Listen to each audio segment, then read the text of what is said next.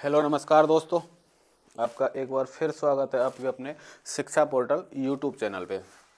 तो अभी अपन ने लास्ट क्लासों में फिजिकल ज्योग्राफी यानी कि जियोमॉर्फोलॉजी को कवर किया है। ठीक है, आज अपन क्लाइमेटोलॉजी स्टार्ट कर रहे हैं, जलवायु विज्ञान, और उसका पहला टॉपिक है वायुमंडल। तो देखो, आप यदि नेट जीआरएफ, आरपीएससी स्कूल व्याख्याता या असिस्टेंट प्रोफेसर, स्कूल व्याख्याता, असिस्टेंट प्रोफेसर और किसी भी पीजीटीज की यदि तैयारी कर रहे हैं भूगोल विषय को लेकर, तो आप हमसे जुड़ सकते हैं। ठीक है, सारे टॉपिक्स में यहाँ पे यूट्यूब पे आपको फ्री में प्रोवाइड करवा रहा हूँ, तो ज़्यादा से ज़्यादा जुड़ें और हमारे वीडियोज़ को शेयर करें। नए जो स्टूडेंट है जो हमसे जुड़ रहे हैं वो चैनल को सब्सक्राइब जरूर करें, और यदि आपकी कोई क्वेरी रहती हैं तो हमें कमेंट छोड़ सकते हैं, जिससे आपकी क्वेरी को रिजॉल्व किया जा सके। ठीक है, तो आज अपन बात करेंगे वायुमंडल के संगठन एवं संरचना। ज्योग्राफी का कोई भी एग्जाम यदि आप देते हो तो उसमें ये टॉपिक आपको जरूर मिलेगा। ठीक है, तो बात करते हैं किसकी, वायुमंडल की।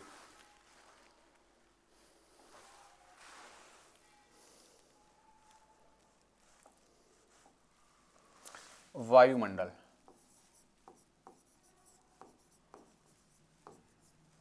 वायुमंडल होता क्या है?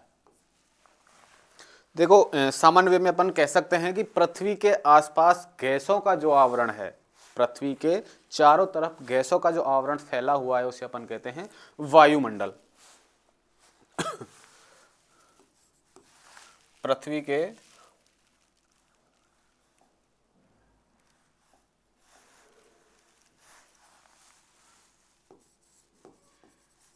के चारों तरफ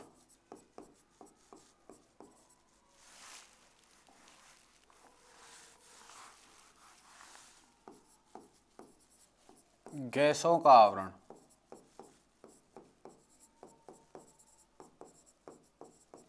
वायुमंडल कहलाता है।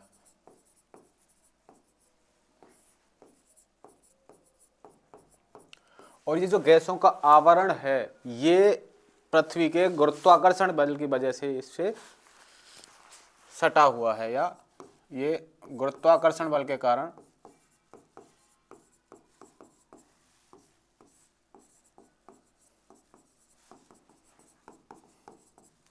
पृथ्वी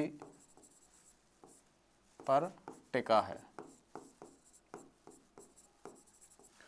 ठीक है, अब देखो, इस गुरुत्वाकर्षण जो आवरण है गैसों का, ये सौर विकिरण यानी कि लघु विकिरणों के लिए, लघु तरंगों के लिए तो पारदर्शी है, लेकिन पार्थिव तरंगों या दीर्घ तरंगों के लिए अपारदर्शी है। ये दीर्घ तरंगों के लिए अपारदर्शी है, दीर्घ कह सकते हैं या पार्थिव भी कह सकते हैं, पार्थिव।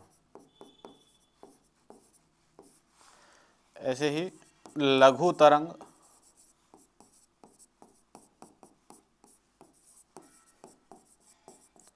ये पारदर्शी है। इन लघु तरंगों को अपन सौर्यिक तरंगें भी कह सकते हैं। ठीक है, अब देखो, अपारदर्शी और पारदर्शी क्या है?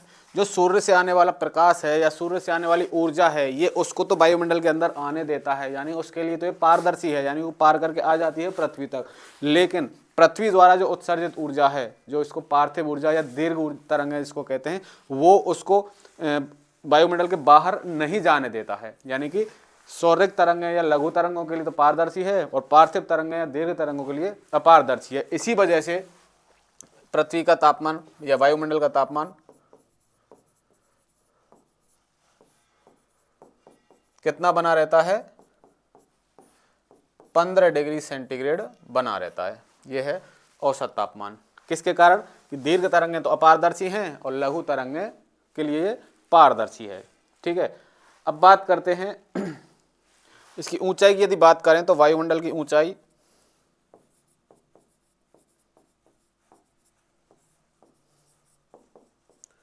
ऊंचाई 10,000 किलोमीटर मानी है।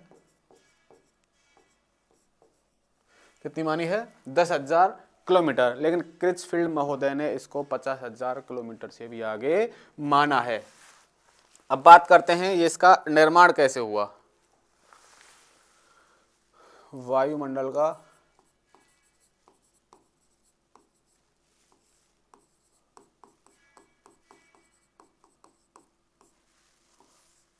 जैसा कि आपको पता है पृथ्वी एक आग का गोला थी, क्योंकि पृथ्वी सूर्य का ही एक टुकड़ा है, सूर्य से अलग हुआ टुकड़ा है। पृथ्वी एक आग का गोला थी। जब ये आग का गोला है और उसमें जो उससे बाष्प निकली या विभिन्न गैसें निकली, उन गैसों का जो आवरण बाहर जमा हुआ, ठीक है, उन गैसों के आवरण से उनमें संघनन की क्रिया हुई, ठीक है, संघनन की क्रिया हुई और विभिन्न जो गैसें हैं उनका जो आवरण बना।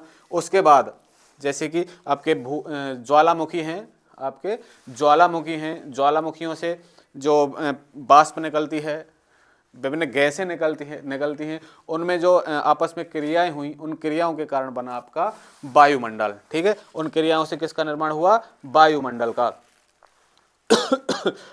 पहले तो इसमें प्रमुख गैसें बनी थी हाइड्रोजन और हीलियम। हाइड्रोजन और हीलियम को सबसे पहले निर्माण हुआ था प्राथमिक गैसों का, और प्राथमिक गैसें हैं हीलियम और हाइड्रोजन। सबसे पहले इनका निर्माण हुआ पृथ्वी पे, इसलिए इनको कहते हैं अपन प्राथमिक गैसें। फिर इनके बाद ज्वालामुखी उद्गार, गर्म जल के स्रोत आदि से जो गैसें निकली, उनमें रासायनिक वियोजन हुआ या विखंडन या वाष्पोत्सर्जन के कारण निर्माण हुआ किसका? वायुमंडल का। ज्वालामुखी से निकली गैसें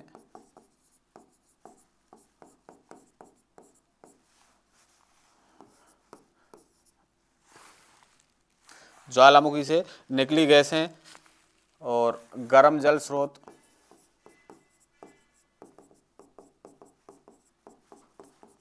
निकली वाष्प,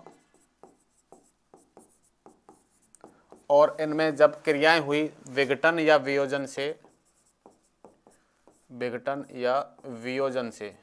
इनके विघटन या वियोजन से वाष्पोत्सर्जन और वियोजन से वाष्पोत्सर्जन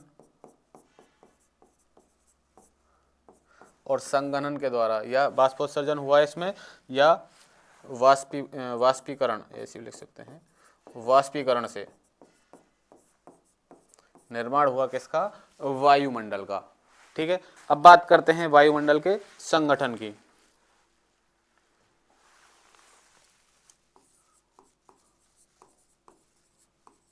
वायुमंडल का संगठन,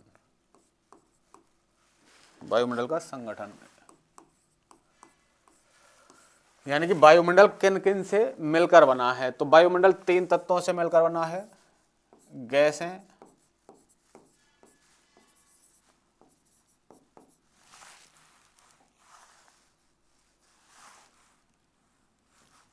हैं, धूलकण हैं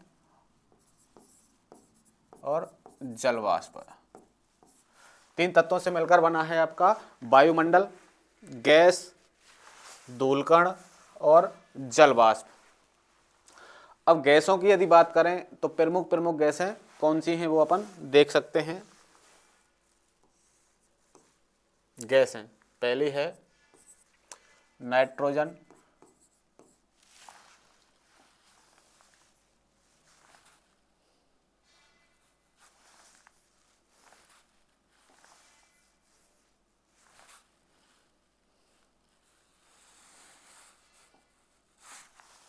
पहली है नाइट्रोजन,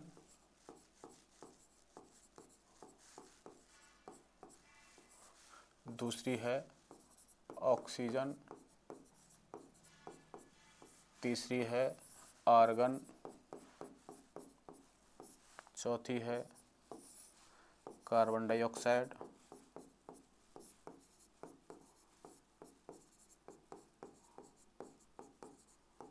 अब इनके यदि मात्रा की हम बात करें तो नाइट्रोजन है 78%, ये है 95%। आर्गन की यदि बात करें 0.93%। कार्बन डाइऑक्साइड की यदि बात करें 0.03%।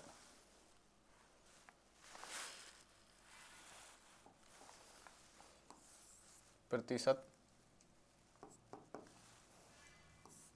20.95%, 0.93% और 0.03%। ये प्रमुख 4 गैसें हैं। इन 4 गैसों के भी अलावा कुछ गैसें पाई जाती हैं।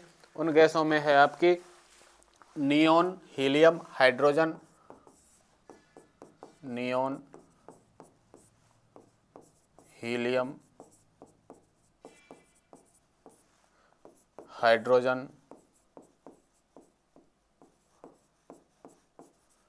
Neon, helium, hydrogen.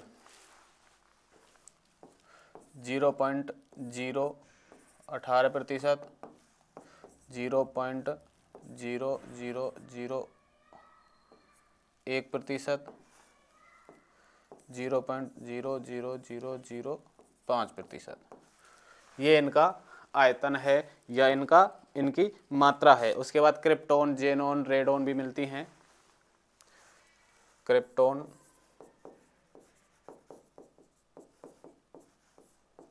जेनॉन और ओजोन भी पाई जाती है। ठीक है, ये प्रमुख गैसें पाई जाती हैं आपके वायुमंडल में। इनका क्या है, ये क्रम है। उनका मतलब मात्रा भी आपसे पूछी जाती है, प्रतिशत भी आपसे पूछा जाता है। जैसे आपका नाइट्रोजन है, ये 78% पाई जाती है वायुमंडल में। ऑक्सीजन है आपकी, ये 20.95% पाई जाती है वायुमंडल में। आर्गन की यदि बात करें तो आर्गन 0.93% है। कार्बन डाइऑक्साइड 0.03% है। नियोन 0.018% है। हीलियम 0.001% है। ऐसे ही हाइड्रोजन का ये जो आपके सामने लिखा हुआ है। इसके बाद ये प्रमुख गैसें हैं जो आपके वायुमंडल में पाई जाती हैं। आगे देखते हैं, गैसों के प्रकार की एक बार देख लेते हैं। गैसों के प्रकार, तो देखो 2 प्रकार से अपन गैसों के प्रकार पढ़ते हैं। एक तो है स्थायी गैसें और अस्थायी गैसें। प्रकार पहला तो है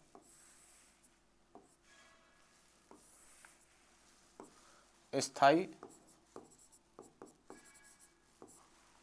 और अस्थायी। देखो स्थायी और अस्थायी में है, अस्थायी तो है आपकी कार्बन डाइऑक्साइड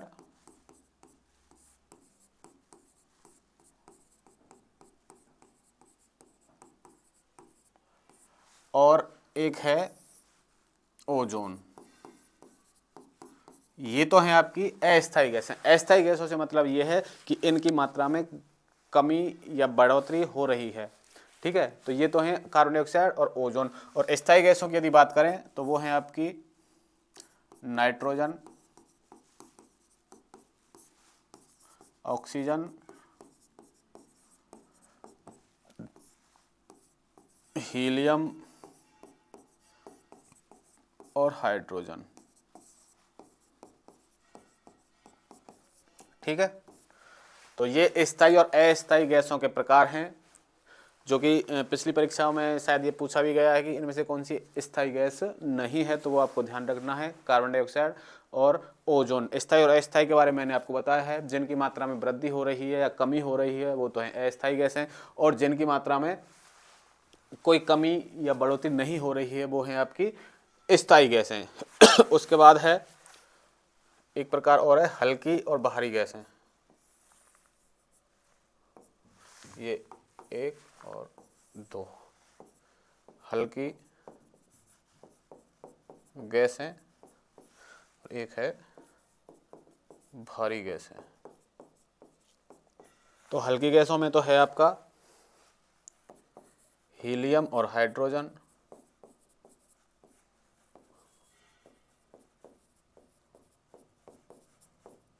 और भारी गैसों में है आपकी जैसे CO2 है, ठीक है, नाइट्रोजन है, ऑक्सीजन है, ठीक है, ये प्रमुख हैं आपकी भारी गैसों में। अब ये दो प्रकार हमने देखे गैसों के। इसके बाद अपन पढ़ते हैं एक गैस है ओजोन गैस। प्रमुख रूप से उसके बारे में एक बार देख लेते हैं। ओजोन,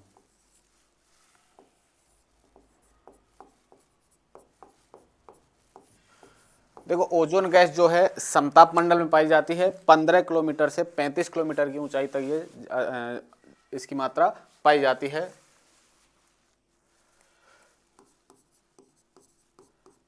समताप मंडल में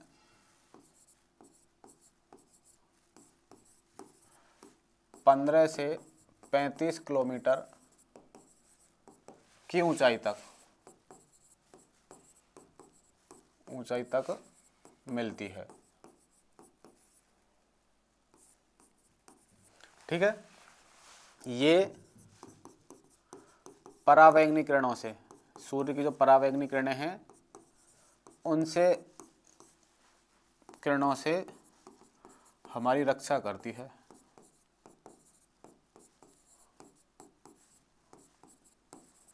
जो हानिकारक गैसें हैं सूर्य से आने वाली, हानिकारक तरंगें हैं या किरणें हैं, उनसे हमारी रक्षा करती है आपकी ओजोन गैस, ठीक है। अब इसके क्या है, ओजोन गैस के क्षति हो रही है इसमें, यानी इसमें कमी होती जा रही है। तो ओजोन के क्षति के जो कारण हैं, ओजोन गैस की या ओजोन परत की क्षति के कारण, देखो जो वाहनों के धुएं हैं, ठीक है, वाहनों से निकले हुए जो धुएं हैं, जैसे नाइट्रस ऑक्साइड है, कार्बन मोनोऑक्साइड है, कार्बन के जो कार्बन से संबंधित जो भी गैसें हैं, और CFC है, जैसे कार्बन CFC यानी कि क्लोरोफ्लोरोकार्बन, ये प्रमुख इसकी क्षति होने के प्रमुख कारक हैं, कार्बन और CFC। अब इसके लिए एक प्रोटोकॉल हुआ है उसको कहते हैं अपन मॉन्ट्रियल प्रोटोकॉल।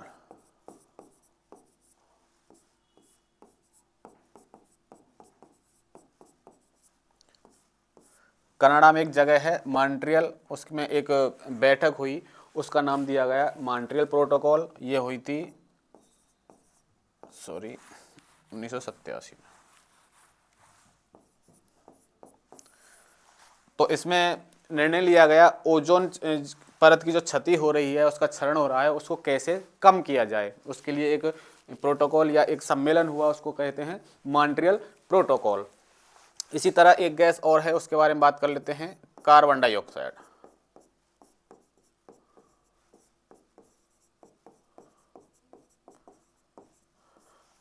देखो कार्बन डाइऑक्साइड ये पृथ्वी के तापमान को बढ़ाने में मदद करती है, यानी कि इसको अपन ग्लोबल वार्मिंग गैस भी कहते हैं। तापमान को बढ़ाने में सहायक है ये, और इसकी लगातार वृद्धि हो रही है, इसकी लगातार वृद्धि हो रही है। और इसकी वृद्धि का जो कारण है वो है ग्लोबल वार्मिंग, ग्लोबल वार्मिंग का कारण है इसकी वृद्धि। ग्लोबल वार्मिंग से मतलब है वैश्विक तापमान, यानी पृथ्वी के वायुमंडल का या पृथ्वी का तापमान बढ़ रहा है, जो कि जीवों के लिए हानिकारक है। यानी कि आगे जो अगर ये तापमान इसी तरह बढ़ता रहा तो ये हमारे लिए क्या है, हानिकारक है। इसके लिए भी एक प्रोटोकॉल हुआ है या एक सम्मेलन हुआ है, उसको कहते हैं क्योटो प्रोटोकॉल। क्योटो जापान का एक शहर है, वहाँ पे एक सम्मेलन हुआ क्योटो प्रोटोकॉल। ये हुआ था 1997 में, ठीक है। जो मेनली हमें ध्यान रखना है,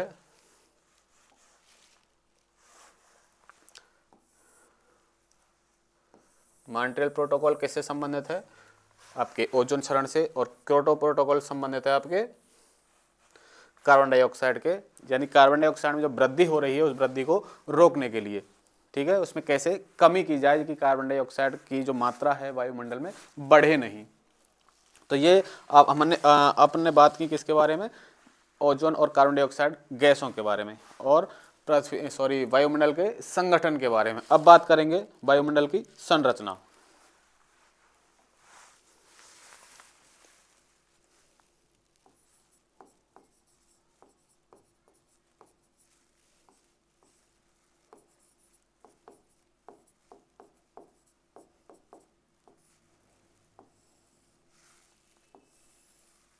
अब बात करेंगे अपन वायुमंडल की संरचना, यानी कि वायुमंडल की जो संरचना है वो कैसे कैसे। देखो ये तो थे गैस, एक मिनट, अपन ने बात कर ली थी गैसों के बारे में। यहीं पे अपन बात कर लेते हैं पहले एक बार।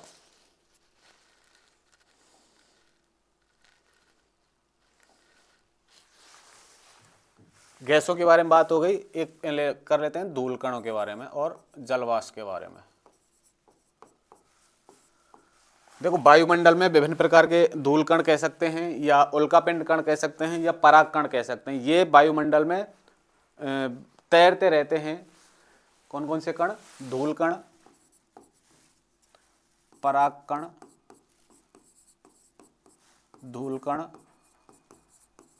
या उल्कापिंडों के कण।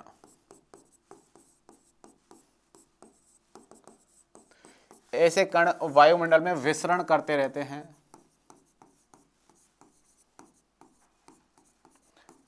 विचरण करते रहते हैं या तैरते रहते हैं। ठीक है, और जब इन पर सूर्य का प्रकाश पड़ता है तो ये प्रकाश का जो फैलाव है या प्रकाश का परावर्तन है या प्रकाश का अपवर्तन है, ये सारी क्रियाएं होती हैं इनके द्वारा, परागकण, धूलकण और उल्कापिंडों के कण के द्वारा।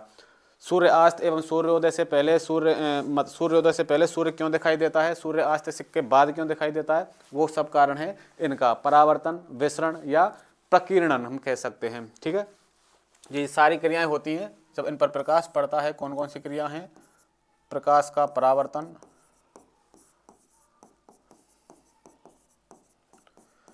अपवर्तन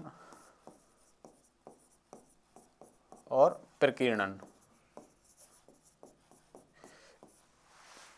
के कारक हैं कौन? ये धूल कण। ठीक है, फिर इसके साथ साथ ये कार्य करते हैं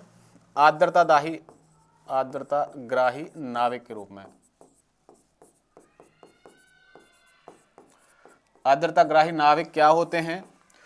जब इन पर जलवाष्प या जो वाष्प होती है वो इनके ऊपर जम जाती है तो ये बादलों का रूप ले लेते हैं, यानी कि जो बादलों का निर्माण होता है वो इनके द्वारा ही होता है। बादल निर्माण में सहायक।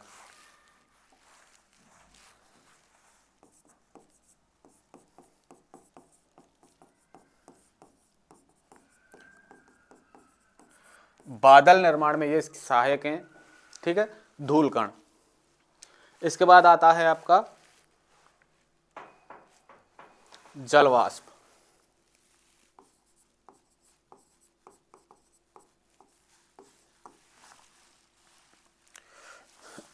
देखो अपन ने 3 प्रकार के कारक पढ़े हैं इसमें, गैसें हैं, धूलकण हैं और जलवाष्प हैं। तो तीसरा है जलवाष्प। जलवाष्प क्या है? वायुमंडल में अधिकतम 4% तक जलवाष्प हो सकती है। 4% जलवाष्प होती है। 4% जलवाष्प होती है, जो कि सर्वाधिक भूमध्य रेखा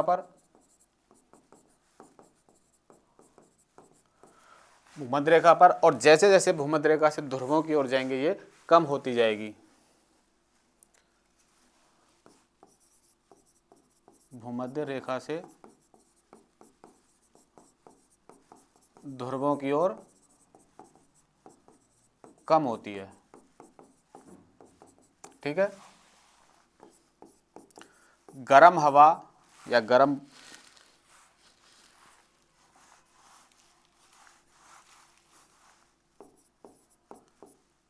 अधिक व ठंडी हवा कम जलवाष्प धारण क्षमता रखती है। जलवाष्प धारण क्षमता रखती है, यानी कि यदि गर्म हवा है तो वो अधिक आर्द्रता धारण करेगी और ठंडी हवा है वो कम आर्द्रता धारण करती है। इसीलिए विषुवत रेखा से ध्रुवों की ओर जाएंगे, ध्रुवों की ओर ठंडी पवनें मिलती हैं, वो जलवाष्प कम रखती हैं या आर्द्रता कम रखती हैं क्योंकि वो ठंडी हैं, और गर्म विषुवत रेखा पर गर्म हवाएं मिलती हैं तो ये अधिक धारण करती हैं। ठीक है, यह है जलवाष्प के बारे में। 4% तक जलवाष्प होती है वायुमंडल में, सर्वाधिक भूमध्य रेखा पर मिलती है ये, और भूमध्य रेखा या भूमध्य रेखा से ध्रुवों की ओर जाएंगे तो ये कम होती जाती है। ठीक है, ये हुए आपके तीनों कारक।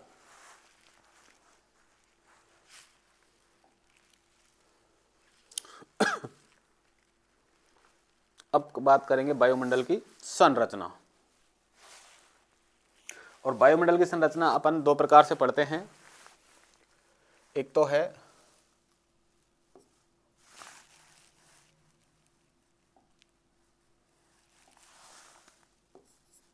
तापमान के आधार पर,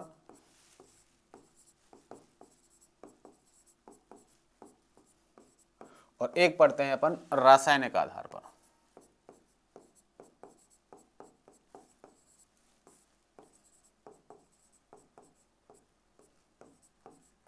तो रासायनिक आधार पर यदि बात करें तो ये दो प्रकार की होती है, जो दो परतें मानी है इसमें, समपरत सममंडल या दूसरा है विषम मंडल। ठीक है, रासायनिक आधार पर दो प्रकार की परतें मानी है वायुमंडल में, सममंडल और विषम मंडल। और तापमान के आधार पर यदि बात करें तो पहली है क्षोभ मंडल,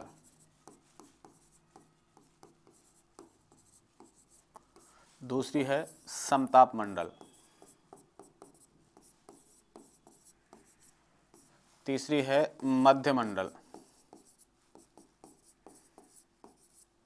चौथी है आयन मंडल, और पांचवी है बहिर्मंडल।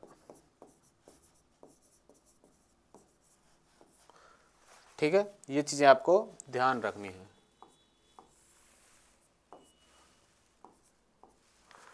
वायुमंडल की संरचना अपन दो तरीके से पढ़ेंगे। तापमान के आधार पर अपन 5 परतों के बारे में पढ़ेंगे, क्षोभ मंडल, समताप मंडल, मध्य मंडल, आयन मंडल और बहिर्मंडल। और रासायनिक आधार पर अपन 2 परतें पढ़ेंगे, सममंडल और विषम मंडल। ठीक है, अब बात करते हैं तापमान के आधार पर।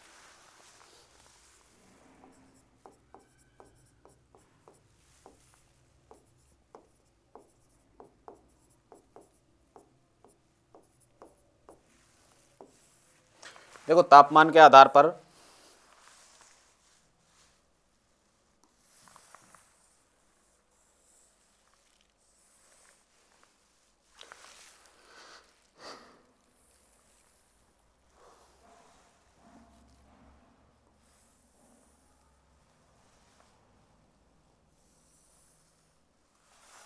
यह है आपका क्षोभ मंडल, जिसकी ऊंचाई भूमध्य रेखा पर तो है 18 किलोमीटर और ध्रुवों पर है 8 किलोमीटर। ठीक है, औसत इसकी बात करते हैं ऊंचाई की तो ये है 13 किलोमीटर। इसके बाद है समताप मंडल,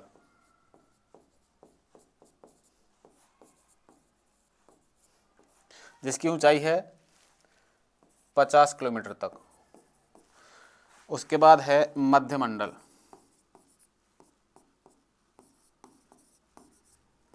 जिसकी ऊंचाई है 80 किलोमीटर तक।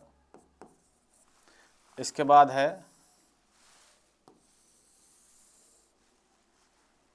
आपका आयन मंडल,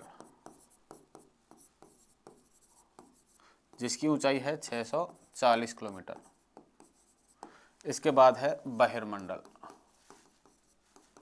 जिसको माना है अपन ने 10,000 किलोमीटर तक। ठीक है, इस प्रकार से रासायनिक तापमान के आधार पर परतें पृथ्वी से यदि हम ऊपर की ओर जाएंगे तो ये परतें मिलती हैं। पहली है क्षोभ मंडल, ठीक है, दूसरी है समताप मंडल। क्षोभ मंडल और समताप मंडल को जो मिलाने वाली सीमा है,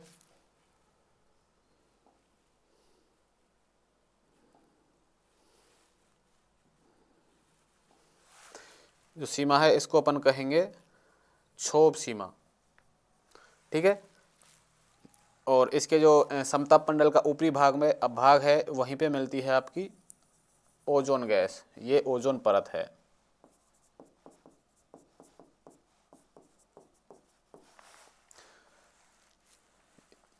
और क्या नाम है, समताप मंडल की ऊपरी जो परत है इसको कहते हैं समताप सीमा, और मध्य मंडल की ऊपरी परत को कहेंगे मध्य सीमा, और ये इसको कहेंगे आयन सीमा। ठीक है, उसके बाद यदि बात करें हम तापमान के बारे में, तो यदि क्षोभ मंडल में यदि हम ऊपर जाते हैं, क्षोभ मंडल में जैसे यहां से करता हूं मैं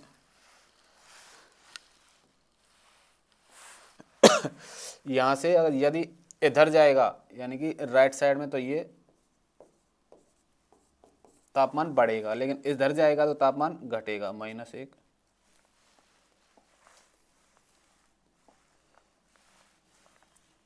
-1, -2, -3, -4, -5 ऐसे डिग्री में बढ़ेगा। उधर बढ़ेगा उधर कम होगा। अब जैसे यहां से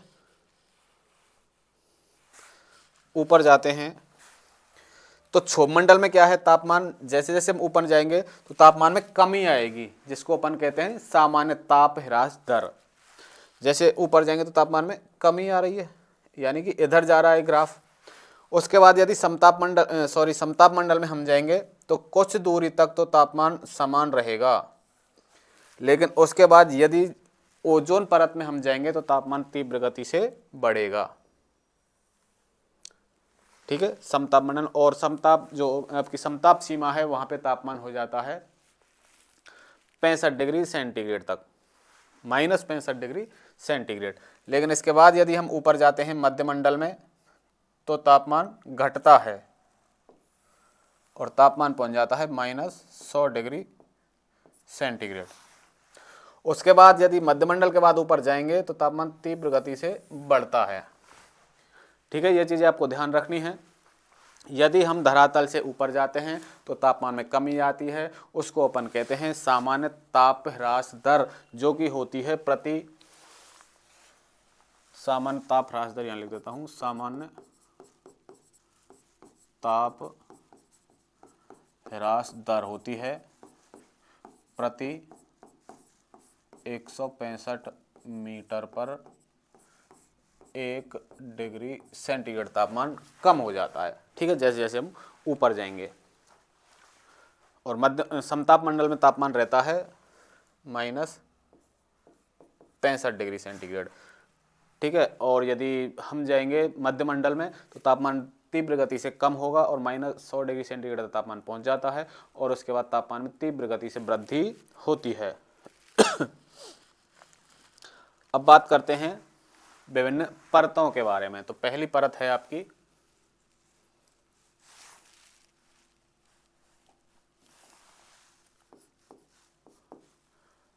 क्षोभ मंडल।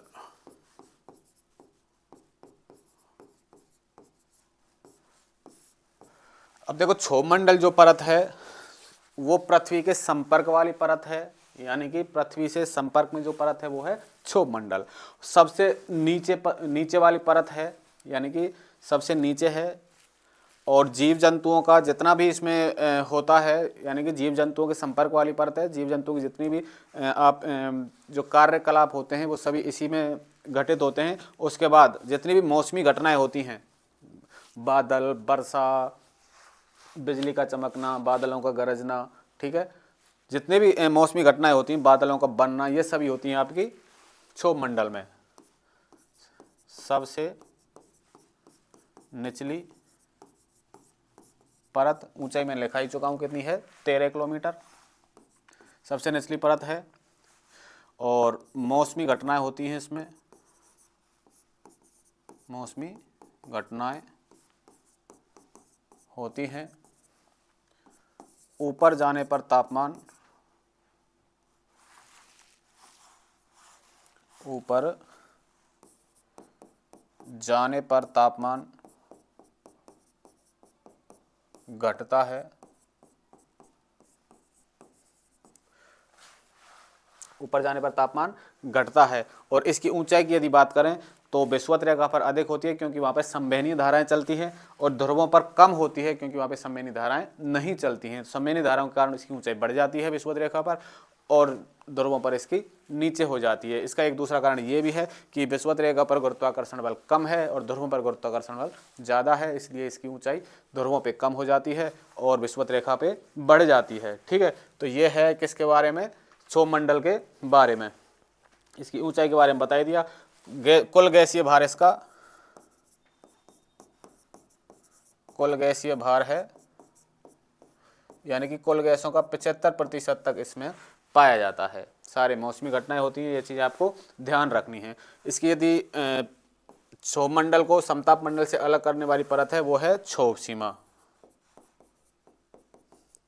और क्षोभ सीमा की ऊंचाई की यदि बात करें तो इसकी चौड़ाई है 1 या 1.5 किलोमीटर।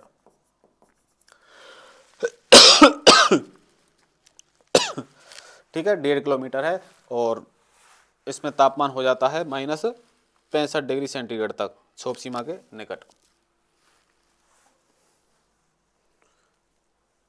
इसमें -65 डिग्री सेंटीग्रेड तक क्षोभ सीमा पर तापमान पहुंच जाता है। तो यह है क्षोभ मंडल के बारे में। इसके बाद आता है आपका समताप मंडल, दूसरा है समताप मंडल। देखो समताप मंडल में क्या है, नाम से ही आपको पता चल रहा है समताप, यानी कि तापमान समान रहता है। समताप मंडल में तापमान समान रहता है, यानी कि कुछ 25 किलोमीटर तक तो तापमान समान रहता है, लेकिन 25 किलोमीटर के बाद आ जाती है ओजोन परत, और जैसे ही ओजोन परत में प्रवेश करते हैं तो तापमान तीव्र गति से बढ़ता है। ठीक है, तो यहाँ पे लिख लेते हैं तापमान समान कहाँ तक, 25 किलोमीटर तक। ठीक है, इसके बाद है ओजोन परत में, ओजोन परत यही लिख, ओजोन परत पाई जाती है 15 से 35 किलोमीटर। ओजोन परत में तापमान तीव्र गति से बढ़ता है, तापमान तीव्र गति से बढ़ता है। ये वायुयानों के लिए उपयुक्त है क्योंकि मौसमी घटनाएं नहीं होती हैं, मौसमी घटनाएं नहीं होती, इसलिए वायुयानों के लिए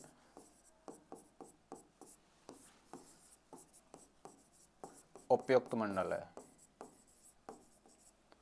वायुयानों के लिए उपयुक्त मंडल है ये। ठीक है, और तापमान क्यों बढ़ता है इसमें, ओजोन गैस के कारण, और इसमें कुछ बादल पाए जाते हैं, समताप मंडल के बादल,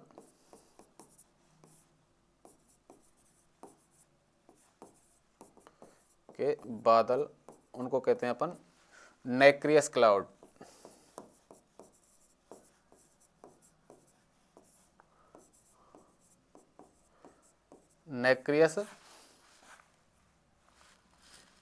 नैक्रियस क्लाउड, मुक्ताभी मेघ भी कहते हैं।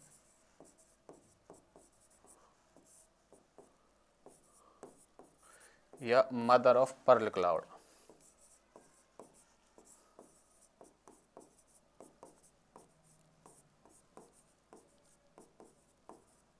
ठीक है, ये पाए जाते हैं समताप मंडल में बादल। उसके बाद है आपका और समताप मंडल में देखो, मध्य मंडल में जो तापमान क्षोभ मंडल में तापमान हो रहा था क्षोभ सीमा तक -65 डिग्री सेंटीग्रेड, लेकिन इसमें हो जाता है तापमान 0 डिग्री सेंटीग्रेड तक पहुंच जाता है। तापमान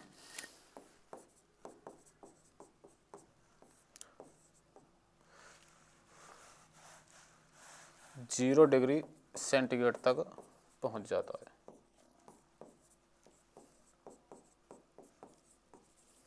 ठीक है, यहाँ पे कोई मौसमी घटनाएं नहीं होती हैं, इसलिए ये वायुयानों के लिए उपयुक्त मंडल माना जाता है। इसके बाद है आपका मध्य मंडल।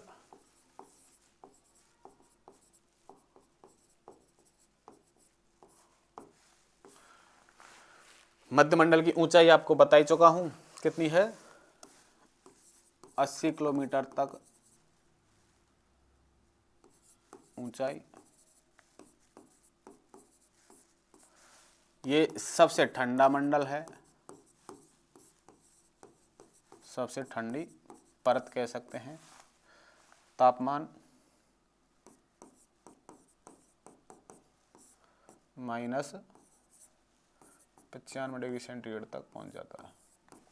तापमान -95 डिग्री या 90 डिग्री सेंटीग्रेड तक पहुंच जाता है। इसको, जिसकी जो मध्य सीमा है मध्य मंडल की, वह मध्य मंडल या आयन मंडल के मध्य की जो सीमा है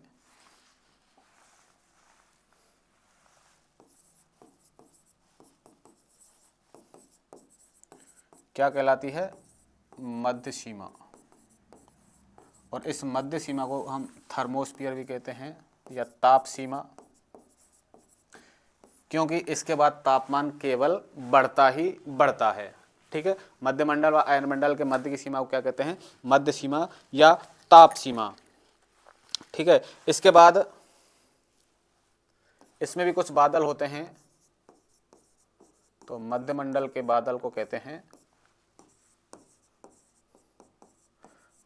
निशादीप्त बादल। निशादीप्त बादल, यह है आपके मध्य मंडल के बारे में। सबसे ठंडा मंडल है, ऊंचाई इसकी इतनी है, -90 से 95 डिग्री सेंटीग्रेड तापमान यहाँ पर पहुँच जाता है। और इसके जो मध्य मंडल व आयन मंडल के मध्य की सीमा है उसे मध्य सीमा कहते हैं। इसको अपन ताप सीमा भी कह देते हैं। और क्योंकि यहाँ से ऊपर तापमान बढ़ता ही है, इससे टर्बिडिटी मंडल भी कहते हैं, क्योंकि इसमें टर्बिडिटी धाराएं चलती रहती हैं। इसके बाद है आपका, और इसी में एक चीज और लिख सकते हैं अपन कि उल्कापिंड। उल्कापिंड जो आते हैं, उल्कापिंड इसी परत में जलकर नष्ट होते हैं।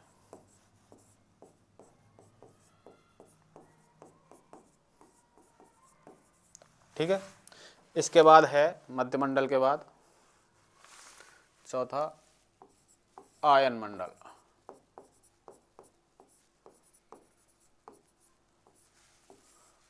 इस आयन मंडल की ऊंचाई की यदि बात करें तो ये है 640 किलोमीटर तक।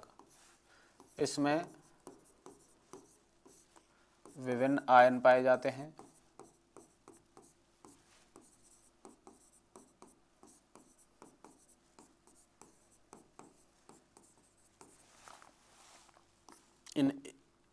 इसी परत से संचार व्यवस्था का संचालन होता है। संचार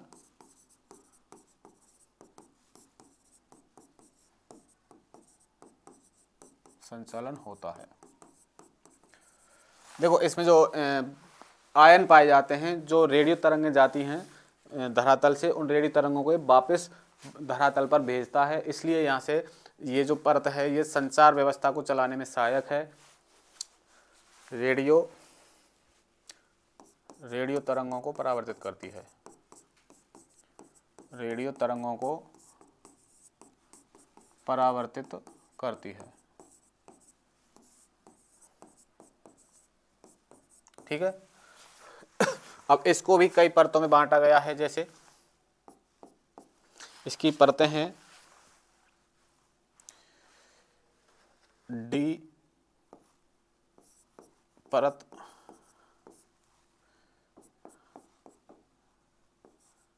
ई परत,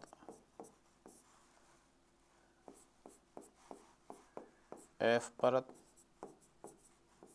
और जी परत, डी परत, ई परत, एफ परत और जी परत।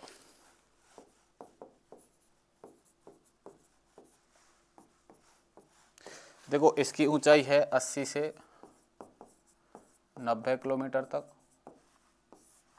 ई परत की ऊंचाई है 90 से 130 किलोमीटर तक और एफ परत की ऊंचाई है 130 से 300 किलोमीटर तक और जी परत की ऊंचाई है 300 किलोमीटर से अधिक या ऊपर। ठीक है, इनको अलग अलग परतों में बांटा गया है। अब देखो जो डी परत है ये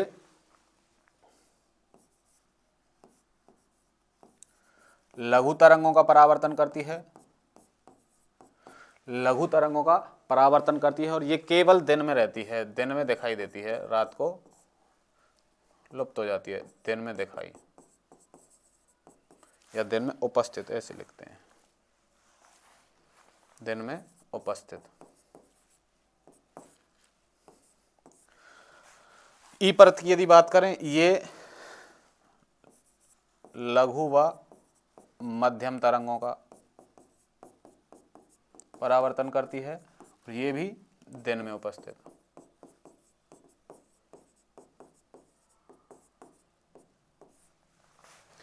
दिन में उपस्थित, इसको कैनली हेविसाइड परत भी कहते हैं, कैनली हेविसाइड। उसके बाद जो एफ परत है ये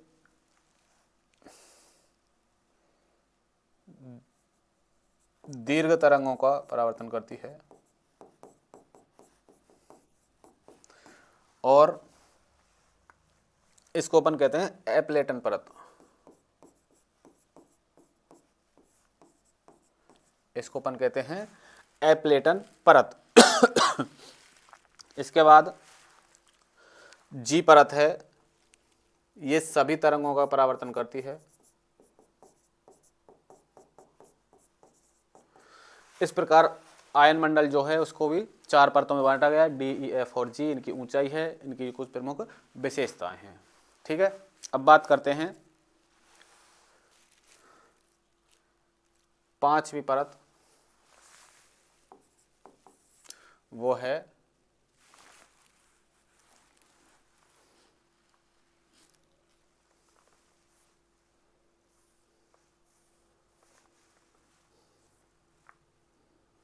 बहिर्मंडल।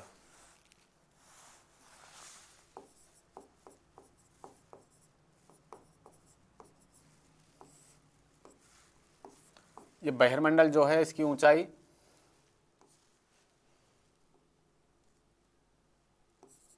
640 से 10,000 किलोमीटर तक है और इसके बाद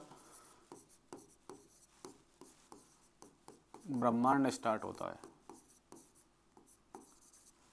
प्रारंभ।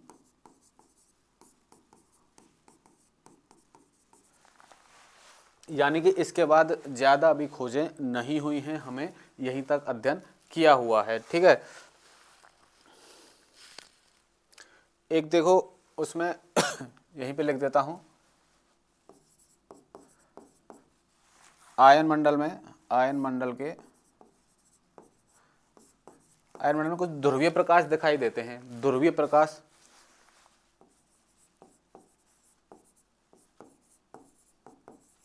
और ये ध्रुवीय प्रकाश 2 प्रकार के हैं, उत्तरी गोलार्ध या उत्तरी ध्रुव और दक्षिणी ध्रुव,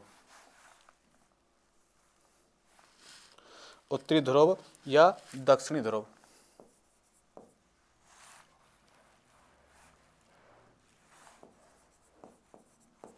और दूसरा है दक्षिणी ध्रुव। इनसे कई बार क्वेश्चन पूछा गया है कि उत्तरी ध्रुव के जो प्रकाश है, ध्रुवीय प्रकाश है, उसको क्या कहते हैं उसको, और दक्षिण ध्रुव के प्रकाश को क्या कहते हैं। इसको तो कहते हैं उत्तरी ध्रुव वाले को अरोरा बोरियोलिस,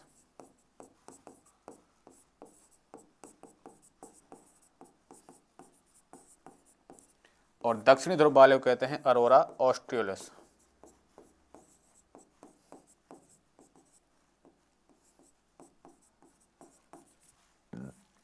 अरोरा बोरियोलिस को अपन कह सकते हैं सुमेर ज्योति, और अरोरा ऑस्ट्रेलिस को कहते हैं कोमेर ज्योति। ठीक है, ये बातें थी।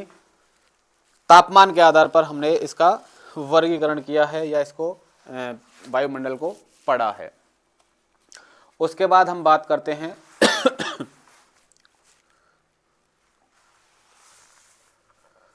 रासायनिक आधार पर।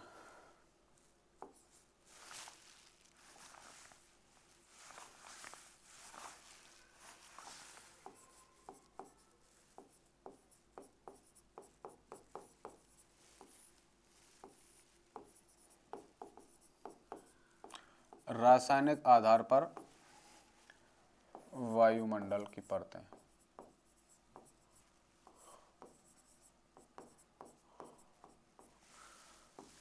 दो परतें मानी हैं,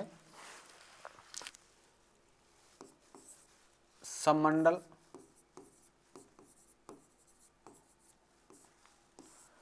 देखो इसमें सममंडल में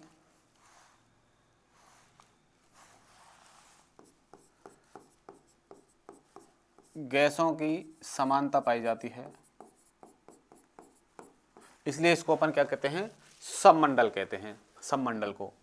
ठीक है, इसमें क्षोभमंडल,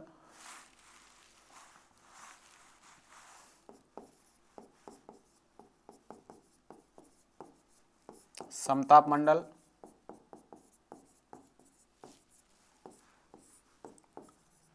और मध्यमंडल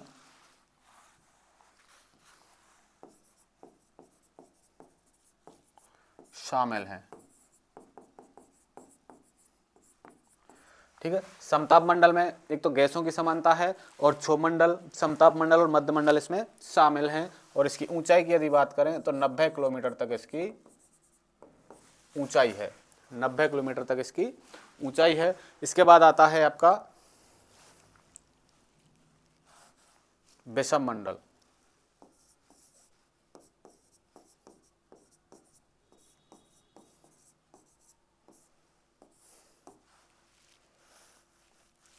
इसकी ऊंचाई की यदि बात करें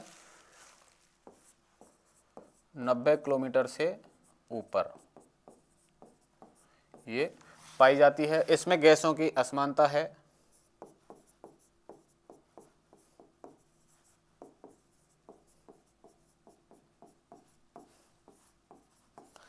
और इसमें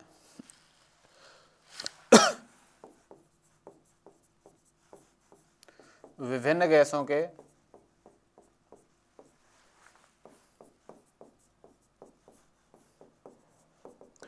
आणविक रूप पाए जाते हैं।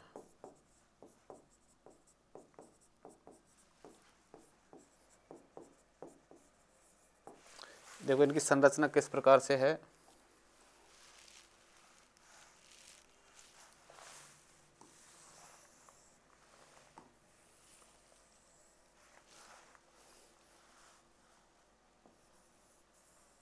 ये है 90 किलोमीटर तक आपका सममंडल,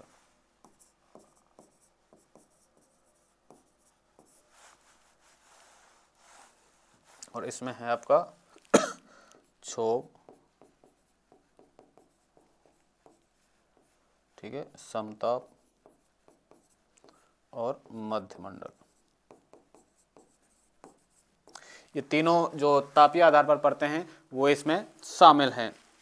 उसके बाद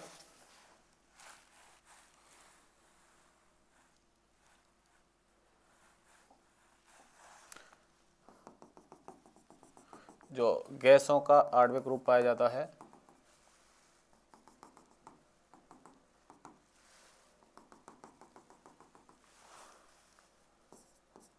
नाइट्रोजन, इसको अपन नाइट्रोजन की आणविक परत भी कह सकते हैं, नाइट्रोजन की आणविक परत। ऐसे ही नाइट्रोजन, ऑक्सीजन, हीलियम और हाइड्रोजन।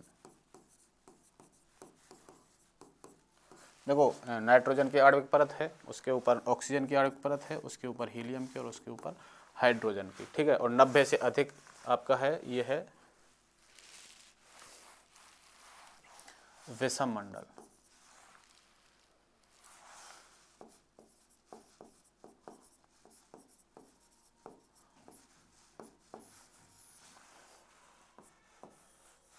यहाँ से प्रश्न पूछा जाता है कि सममंडल में कौन कौन से मंडल शामिल हैं, तो वो आपको ध्यान रखना है, क्षोभमंडल, समताप मंडल और मध्यमंडल। और रासायनिक आधार पर कौन कौन सी परतों में वायुमंडल को बांटा गया है, सममंडल और विषम मंडल में, ठीक है। और तापमान के आधार पर, रासायनिक आधार पर यहाँ पर,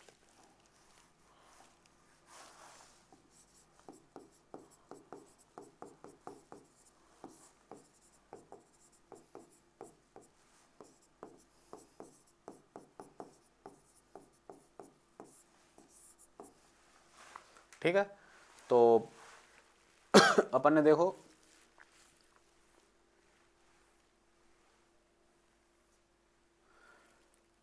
वायुमंडल का निर्माण कैसे हुआ, वायुमंडल का संगठन अपन ने देखा, विभिन्न गैसों के बारे में, और स्थायी अस्थायी गैसें देखी, हल्की भारी गैसें, और ओजोन, कार्बन डाइऑक्साइड के बारे में देखा, धूलकण या आर्द्रताग्राही नाभिक, जलवाष्प, ठीक है। वायुमंडल की संरचना में अपन ने दो प्रकार से, तापमान के आधार पर, रासायनिक आधार पर, और इन विभिन्न परतों के बारे में देखा, और रासायनिक आधार पर जो परतें हैं उनको भी देखा। तो दो प्रकार से बांटी थी अपन ने, तापमान के आधार पर और रासायनिक आधार पर। तो ये था आपका वायुमंडल का टॉपिक, ठीक है।